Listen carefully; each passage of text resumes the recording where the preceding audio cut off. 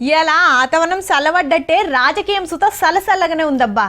మాట్లాడటానికి అనుకునేటానికి ఎన్నో ఉన్నా లీడర్లకు టైం లేదో ఏమో మరి. ఎవ్వరు పెద్దగా మాట్లాడలే. గచ్చిబౌలి భూముల లొల్లి, వక్ఫ్ బోర్డు నిరసనలు, ఈడీ కేసుల కొట్లాటలు, హామీల నిలదీతలు నడుస్తున్నాయల్లా. ఓ మలకాట్ల పోయేద్దాం పాండ్రి. భూభారతి వెబ్సైట్ తోటి ఎంత ఫాయిదా అవుతుందో ఎరక చేసే కార్యం నడుస్తుంది. ధరణితోటి మస్తు తిప్పలైంది. భూములకు ఏ తక్లీఫ్ ఉన్నా దరఖాస్తు పెట్టుకోరని సాటింపేస్తాండ్రు మంత్రులు. పబ్లిక్ అక్కడికొచ్చే పనులు ఒక్కొక్కటి చేస్తుంటే ప్రతిపక్షాలు ఓరుస్తలేవట. పేదింటి ఆడబిడ్డలకు బస్ ఫ్రీ పెడితే వ్యతిరేకిస్తున్నారు బీఆర్ఎస్ వాళ్ళు.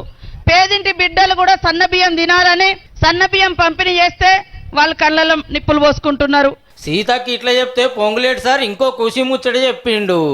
మొదట విడత ఈ నెలాఖరికల్లా మీ ప్రతి ఊరికి ఇల్లు ఇస్తున్నాం, ఇందిరమ్మ ఇల్లు.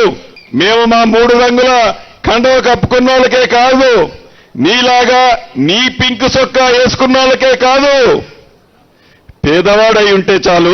హైదరాబాద్ ఎమ్మెల్సీ ఓట్ల కోసం మీటింగ్ పెట్టిన సెంటర్ మంత్రి కిషన్ రెడ్డి సారు మజ్లిస్ తోని కాంగ్రెస్ మళ్ళా దోస్తానా చేస్తుంది, గిదేం తరీఖాని ఎడ్డిస్తే అటుకెళ్లి పిసిసి అధ్యక్షుడు మహేష్ సార్ లైన్లకు వచ్చిండు. మజ్లిస్ పార్టీ అంటే వెన్నులో వణుకు పుడుతుంది. ఈ పార్టీలో ఓటు బంకు రాజకీయాలు జ్ఞాపకం వస్తాయి ఈ పార్టీకి. నాకు డౌట్ వస్తుంది, పూర్వకాలంలో ఓవైసీ కిషన్ రెడ్డి అన్నదమ్ములుగా పుట్టుంటారు. అందుకే ఇవాళ ప్రొద్దున లేస్తేనే అక్బరుద్దీన్ ఓవైసీ, అసదుద్దీన్ ఓవైసీ, ఆ జపం లేనిది పూట గడవదు వీళ్ళకి. ఈ 2 పార్టీల ముచ్చట ఇట్లుంటే పార్టీ పండుగను ఎట్లా చేయాలనే బిజీలో బీఆర్ఎస్ అధ్యక్షుల వారు ఉన్నారు.